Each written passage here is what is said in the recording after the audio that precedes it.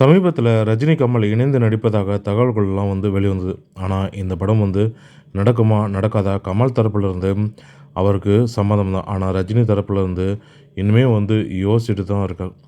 ஏற்கனவே 7, 8 மாதங்களுக்கு முன்பு ரஜினி, கமல் இணைந்து நடிக்க வேண்டிய அந்த படம் குறித்த பேச்சுவார்த்தைகள்லாம் நடந்தது. அந்த படம் வேறு எதுவும் இல்ல. விக்ரம் திரைப்படம் தான். விக்ரம் படத்திலேயே ரஜினி நடிக்க வேண்டியது. ஆனா, கமல் கொஞ்சம் செட்பேக்கில இருந்ததுனால, அப்பவே ராஜ்கமல் நிறுவனத்துக்காக ஒரு படம் பண்ணி கொடுக்குமாறு ரஜினிகிட்ட கேட்டிருக்காரு. ஆனா, கமலுக்கு தான் உதவி செய்யும் நோக்கத்தில ரஜினி சம்மதித்தும் இருக்காரு. லோகேஷ் கனகராஜ் கதையெல்லாம் ரஜினி கிட்ட சொல்லியிருக்காரு. ரஜினிக்குமே மிகவும் பிடித்து போயிருந்தது. ஆனா, சம்பளம் பற்றி பேசும்போது தான் கமலோடு இணைந்து வேறு ஒருவர் இந்த படத்தை தயாரிக்கிறாங்க அப்படின்ற தகவல் ரஜினிக்கு தெரிய வந்தது. இதனால ரஜினி மிகவுமே யோசிக்க ஆரம்பிச்சுட்டாரு. நம்ம கமலுக்கு தானே உதவி செய்றோம்னு சொன்னோம். ஆனா, ஏன் இன்னொரு தயாரிப்பாளர்களுக்கு நாம சேர்ந்து உதவி செய்யணும் அப்படின்ற வருத்தமும் ரஜினிக்கு ஏற்படுது.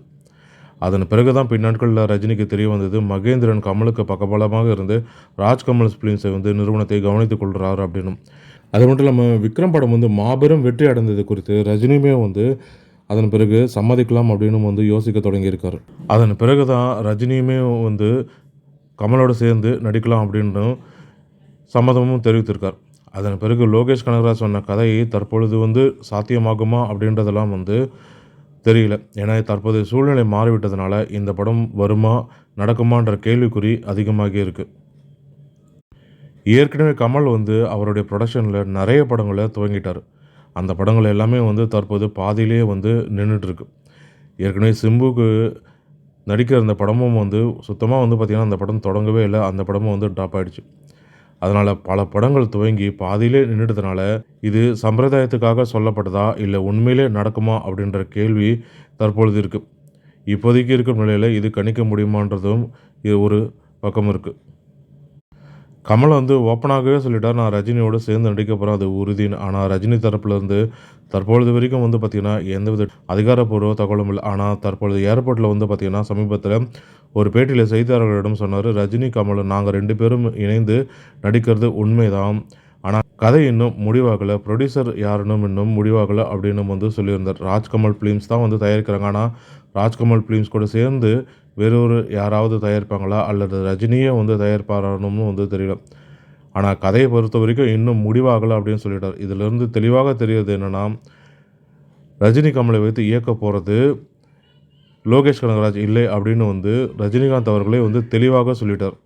இதற்கு காரணம் கூலி படம் அவருக்கு கொடுத்த தோல்வினே சொல்லலாம். இது தோல்வின்னு சொல்ல முடியாது. புரொடியூசர பொறுத்தவரைக்கும் லாபம் தான். ஆனா விநியோகஸ்தர் பொறுத்தவரைக்கும் இது நஷ்டமாக அடைந்திருக்கு.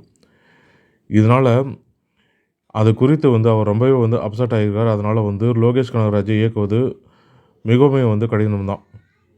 ஆக மொத்தத்தில லோகேஷ் கனகராஜ் எங்கள வைத்து இயக்கப் போவதில்லை அப்படின்னு சொல்லிட்டார். ஆனா ஜெயிலர் 2 தற்போது அதுவும் பிளாக் பஸ்டர் ஹிட் ஆனாம். ஜெயிலர் போலவே அதுவும் பிளாக் பஸ்டர் ஹிட் ஆனுச்சுன்னா, நெல்சன் ரஜினி, கமலை வைத்து இயக்குவதற்கு வாய்ப்புகள் அதிகமாக இருக்கு. ஆனா இவர்கள் 2 பேரும் இயக்கும் படத்தை மேற்பார்வையாளராக, சூப்பர்வைசராக இருக்கிறதுக்கு கே.எஸ். ரவிக்குமாரை நியமிச்சிருக்காங்க. ஏன்னா கே.எஸ். ரவிக்குமார் ரஜினிக்கும் சரி, கமலுக்கும் சரி 2 பேருக்குமே நல்ல படங்கள குடுத்துருக்காரு.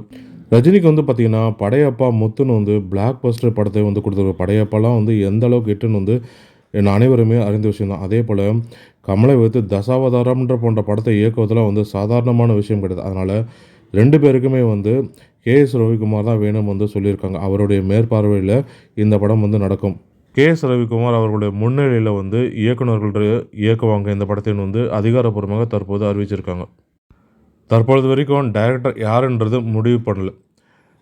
கமலை பொறுத்தவரைக்கும் பார்த்தீங்கன்னா, லோகேஷ் கனகராஜ் மீது ஒரு பெரிய நல்ல மதிப்பு இருக்கு. ஏன்னா, அவர் கமலுக்கு ஒரு பெரிய ஈட் கொடுத்தார். மார்க்கெட்டையும் உருவாக்கி கொடுத்தார். அதே மரியாதை ரஜினிக்கும் இருக்கணும். ஆனா, அந்த மரியாதை ரஜினிக்கு இருக்குமான்றது சந்தேகம் தான். ஏன்னா, கூலி அவருக்கு கொடுத்த ரிசல்ட் தான் காரணம். ஏன்னா, இருவருமே பெரிய சிகரங்கள். அவர வச்சு படம் இயக்குறதுன்றது சாதாரண விஷயம் கிடையாது. ரசிகர்களுக்கு ஒரு நல்ல ட்ரீட்டாக அமையும். ரசிகர்களை ஏமாத்தவும் முடியாது.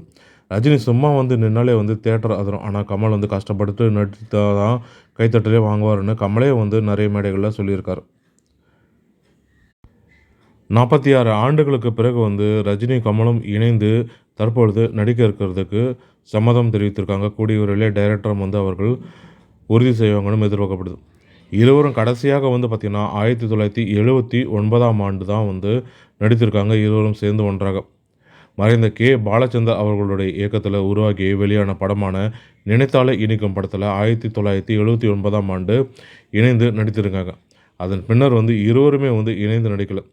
அதை ஒரு எழுதப்படாத ஒப்பந்தமாகவே வந்து இருவருமே வந்து ஏற்றுக்கொண்டாங்கன்னே வந்து சொல்லலாம்.